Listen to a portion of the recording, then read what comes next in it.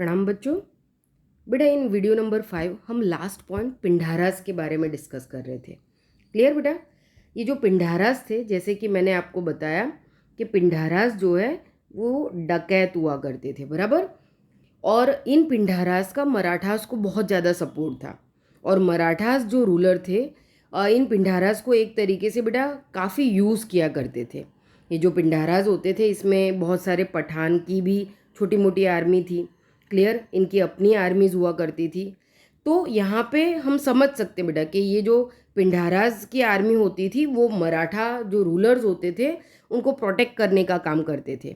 ये भेष बदलने में बहुत माहिर होते थे, बहुत लड़ाकू होते थे, किसी भी सिचुएशन को हैंडल कर लेते थे, बराबर।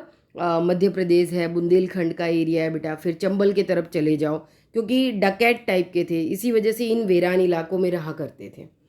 तो वॉरेन हेस्टिंग को समझ में आ गया बेटा कि अगर मुझे मराठास को कंट्रोल करना है, उनको डिफीट करना है, तो सबसे पहले मुझे उनका जो सपोर्ट है, जो उनका स्ट्रॉन्ग पॉइंट है, यानी कि ये जो पिंडाराज हैं, मुझे इनको कंट्रोल में लेना पड़ेगा। और आखिरकार वॉरेन हेस्टिंग्स ने एक लंबी चौड़ी जो आर्मी है बेटा उनको पिंडाराज के पीछे लगा दिया। लगभग 1,20,000 जितने सोल्जर्स थे, उन्होंने कुछ लंबे समय तक, बहुत महीनों तक एक तरीके से ये ऑपरेशन चलाया गया और पिंडारास के जो ग्रुप हैं उनको ढूंढ ढूंढ के ख़त्म कर दिया गया।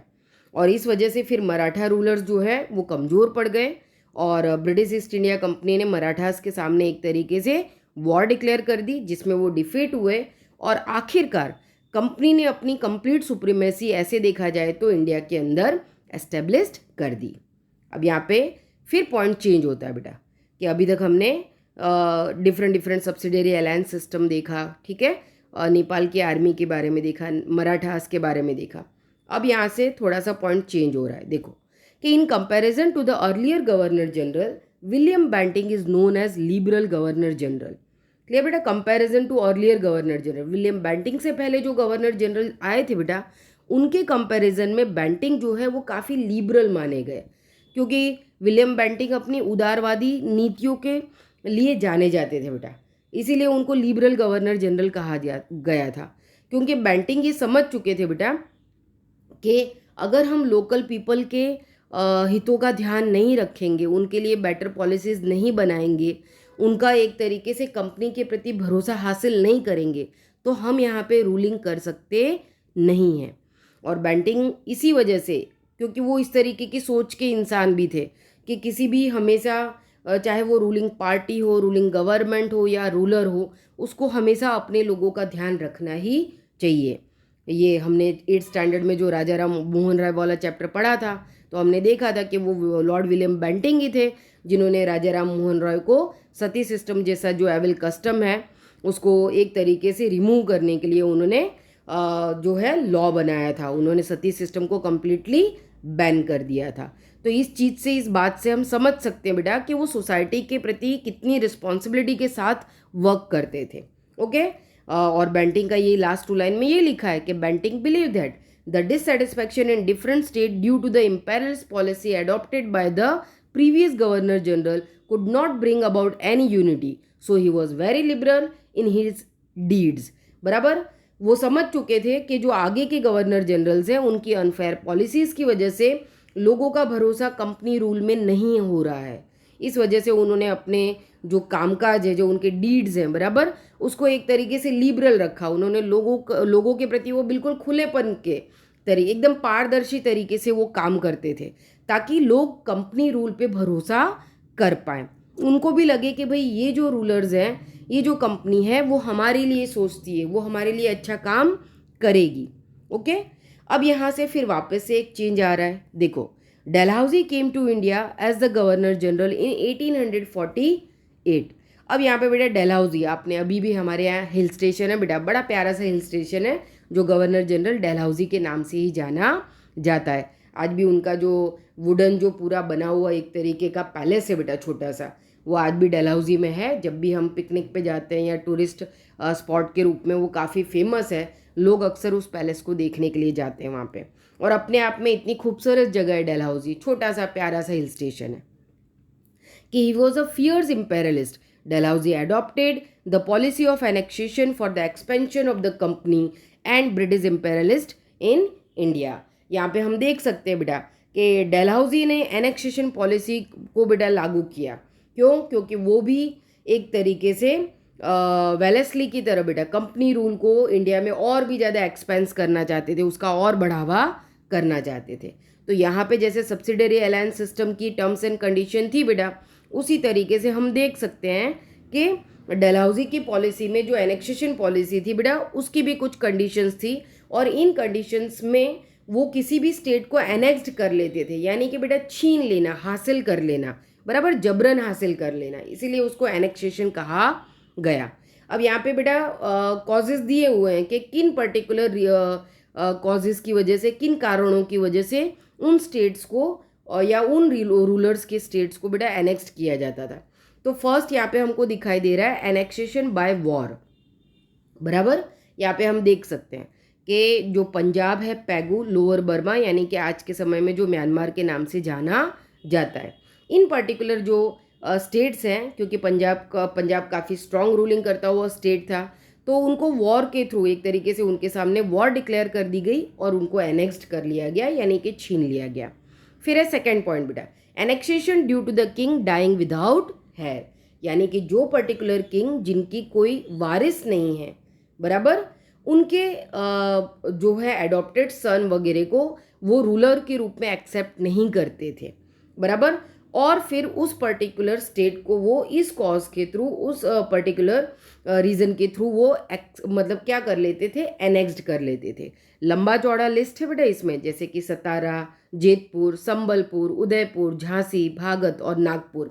इसमें झांसी बेटा, यहाँ पे आपका ध्यान जा रहा होगा झांसी की तरफ, देखो कि जो झांसी है बेटा, है ना, रानी लक्ष्मीबाई, हम अच्छे से इस थियरी को, कहानी को जानते हैं कि किस तरीके से रानी लक्ष्मीबाई ने, बराबर, अपनी झांसी जो है हासिल करने के लिए ब्रिटिशर्स के खिलाफ 1857 के रिवॉल्ट में वो कूद पड़ी थी, क्योंकि जो उनके एडॉप्टेड सन थे उनको ब्रिटिशर्स ने किंग के रूप में एक्सेप्ट नहीं किया था और झांसी को उन्होंने एनेक्स्ड कर लिया था। उसके बाद जो है बेटा अवध के annexation on the pretext of the mismanagement, Awadh के नवाब को उन्होंने क्या कॉजेस की वजह से, क्या रीज़न की वजह से हटा दिया था, उन्होंने उनके खिलाफ ये कारण बताया कि भाई मिसमैनेजमेंट है, आपका जो रूलर है वो प्रॉपरली वर्क नहीं कर रहा है, वो अच्छे से एडमिन नहीं कर रहा है, स्टेट के अंदर बहुत कुछ मिसमैनेज वे में चल रहा है। तो यहाँ पे अवध के नवाब को इसी वजह से हटा दिया गया और उस पर्टिकुलर स्टेट को जो है एनेक्स्ड कर लिया गया, यानी कि छीन लिया गया। उसके बाद है फोर्थ पॉइंट बेटा, annexation on the pretext of डेप्ट कलेक्शन। उसमें है निज़ाम्स प्रोविंसेस, जितने भी निज़ाम के प्रोविंसेस थे, खास करके हैदराबाद वगैरह, उनको एक तरीके से निज़ाम को डेप्टर बेटा, यानी कि एक तरीके से जो डेप्ट में डूबा हुआ है, जिसके ऊपर कर्ज बहुत बढ़ गया है वो, और वो कंपनी का डेप्ट चुका नहीं पा रहा है। पहले तो कंपनी लोन के रूप में उनको शुरुआती दौर में उन्होंने बहुत एक तरीके से दिया, ठीक है, इन पैसे देते चले गए, लोन देते चले गए, लेकिन बाद में जब उनका पूरा कर्ज बढ़ गया, इंटरेस्ट भी पे नहीं कर पा रहे थे, तो इस तरीके का रीज़न बताया गया कि भाई वो डेप्टर्स हो चुके हैं और इस वजह से कंपनी जो है इस पर्टिकुलर स्टेट को एनेक्स्ड कर रही है। फिर लास्ट है बेटा कि annexation to end a namesake ruler, बराबर, एक तरीके से बेटा जो किंग थे उनको नेमसेक रूलर डिक्लेयर कर दिया, यानी कि ये सिर्फ नाम के राजा रह गए हैं।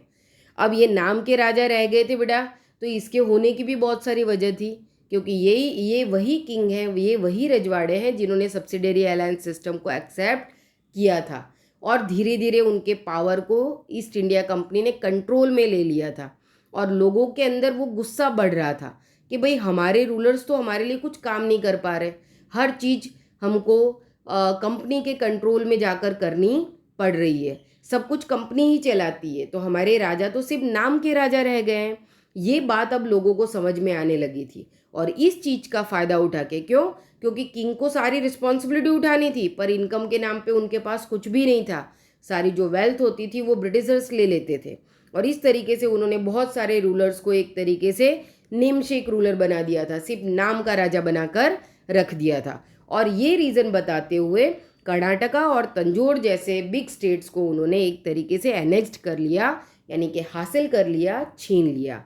ओके, अब उसके बाद देखते हैं बेटा कि beside being an imperialist Dalhousie was also reformist. ठीक है, माना जाता है कि डलहौजी को हम इम्पेरियलिस्ट कह सकते हैं बेटा, लेकिन वो रिफॉर्मिस्ट भी थे। उन्होंने बहुत सारे ऐसे बेटा सुधारवादी बेटा, ठीक है, वो सोसाइटी के अंदर उन्होंने बहुत सारे ऐसे काम किए जिनको हम डलहौजी की सुधारवादी नीतियों के साथ जानते हैं। फिर देखो कि जैसे कि कौन कौन सी बेटा पर्टिकुलर वो उन्होंने कामकाज किए थे जिसकी वजह से डलहौजी को हम रिफॉर्मिस्ट भी कहते हैं। जैसे कि इंडिया के अंदर उन्होंने first railway line system start किया between Mumbai to Thane in 1853 AD. No doubt, भले बेटा रेलवे लाइन जो है वो स्टार्ट करने का जो रीज़न था, जो कारण था बेटा, वो एक तरीके से वो अपने ही ट्रेड सिस्टम को स्ट्रांग बनाने चाहते थे। क्लियर, जो स्पीडी वे में गुड्स हैं जो उनको one place to another place transfer करना, मैसेजेस पहुंचाना, आर्मी को पहुंचाना, ये सारे कामकाज के लिए ही उन्होंने रेलवे लाइन बनाई थी। लेकिन कहीं ना कहीं इनडायरेक्ट वे में इंडियन पीपल को भी इनका फ़ायदा मिल रहा था। उसके बाद हम देख सकते हैं जैसे कि रेलवे लाइन सिस्टम हो गया बराबर। उसके बाद देख सकते हैं हम वायरलेस सिस्टम। ठीक है बेटा, उन्होंने वायरलेस सिस्टम स्टार्ट किया बेटा, यानी कि आराम से अब मैसेजेस जो है वो पास आउट हो पाते हैं। पहले तो मैसेजेस को पहुंचाने के लिए बहुत लंबा चौड़ा टाइम लग जाता था, 2 दिन 3 दिन, कभी कभी अगर एक स्टेट से दूसरे स्टेट काफ़ी लंबा किलोमीटर का एरिया है तो 10-10 15-15 दिन लग जाते थे मैसेजर्स को वहाँ तक जाने में। पर यहाँ पे वायरलेस सिस्टम के थ्रू एक तरीके से बेटा एक बहुत बड़ा रिवोल्यूशनरी वे में एक बहुत बड़ा चेंज आया हमारे इंडियन कॉन्टिनेंट में। ओके, फिर यहाँ पे देखो कि बेटा बिटवीन इंडिया एंड इंग्लैंड से लेके इंडिया तक उन्होंने वायरलेस सिस्टम बनाया जिसकी वजह से हम यूरोपियन कंट्रीज़ के बारे में भी बहुत स्पीडी वे में न्यूज़ ले पाते थे।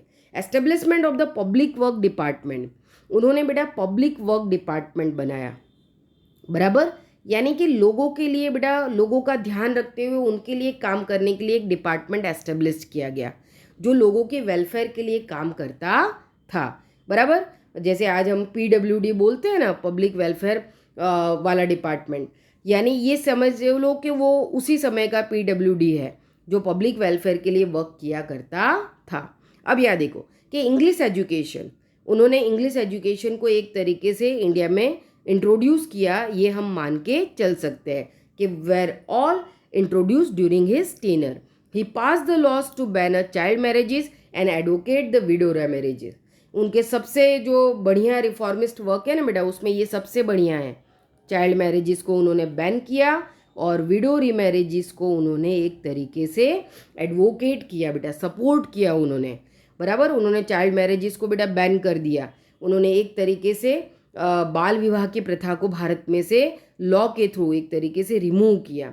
और उन्होंने विडो रीमैरिजेस बेटा, उस समय जो विधवाएं होती थी उनकी जो स्थिति थी बेटा समाज के अंदर, सोसाइटी में जो उनकी कंडीशन थी वो काफ़ी एक तरीके से बेटा दयनीय कंडीशन थी, बहुत ही पैथेटिक कंडीशन थी। उनको बहुत सारे रूल्स रेगुलेशन उनको मानने पड़ते थे, बहुत ही हार्ड लाइफ वो जीती थी बेटा बराबर। मैंने आपको 8th स्टैंडर्ड में भी बताया था यही राजा राम मोहन राय के चैप्टर में कि किस तरीके से बेटा सर पे वो बाल नहीं रख सकती थी, फिर जैसे तेल मसाले वाला खाना है वो नहीं खा सकती थी, उनको हमेशा उबला हुआ खाना खाना पड़ता था, वो गद्दे पर सो नहीं सकती थी, हमेशा एक पाट लकड़ी का तख्ता रहता था जिस पर उनको सोना पड़ता था। उनके घर के बाहर उनके लिए एक कुटिया बना दी जाती थी जिसमें वो रहा करती थी, पाँव में चप्पल नहीं पहन सकते थे बराबर, किसी भी तरीके के कलरफुल कपड़े नहीं पहन सकते थे, किसी भी तरीके का सेलिब्रेशन नहीं कर सकते थे।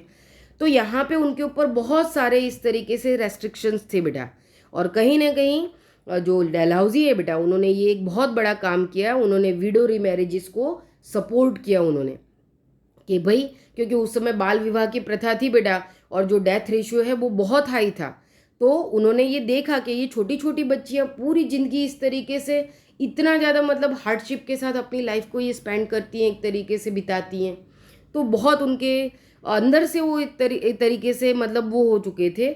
और उन्होंने बहुत ही मतलब एक तरीके से काफ़ी फोर्सफुल वे में उन्होंने लोगों को ये समझाने की कोशिश की कि ये बहुत गलत है, इन बच्चियों की दोबारा शादी कर देनी चाहिए, क्योंकि इनको तो प्रॉपरली अभी मैरिज का मीनिंग भी नहीं पता है और आप इनको फोर्सफुली इस तरीके से जीवन जीने के लिए मजबूर कर रहे हैं बराबर।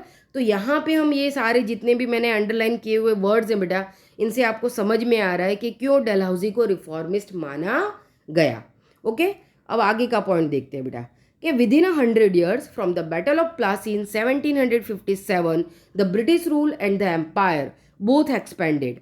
ठीक है बेटा, 1757 बैटल ऑफ प्लासी के बाद का लगभग 100 साल एक तरीके से बेटा हम देख सकते हैं कि ब्रिटिश एम्पायर भारत में एक्सपेंड होता गया, बढ़ता चला गया।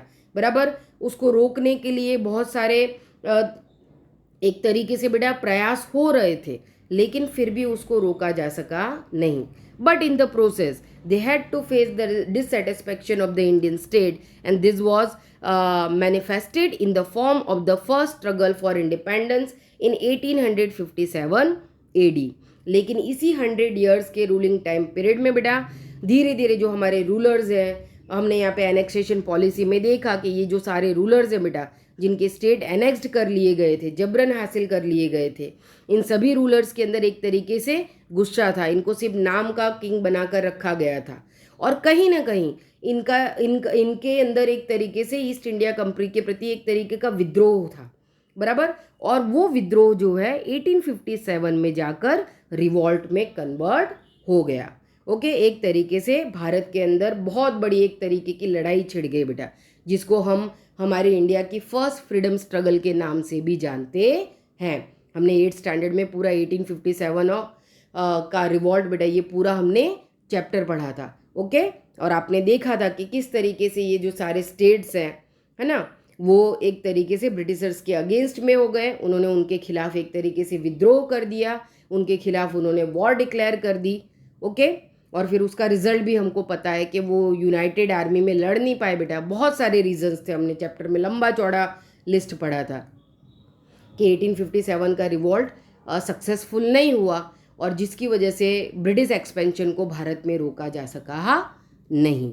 ओके, तो यहाँ पे हम इस पॉइंट तक अब क्लियर करते हैं बेटा। नेक्स्ट वीडियो में हम ब्रिटिश ईस्ट इंडिया कंपनी के जो है इकोनॉमिक इम्पैक्ट और सोशल इम्पैक्ट के बारे में पढ़ेंगे। Okay, thank you.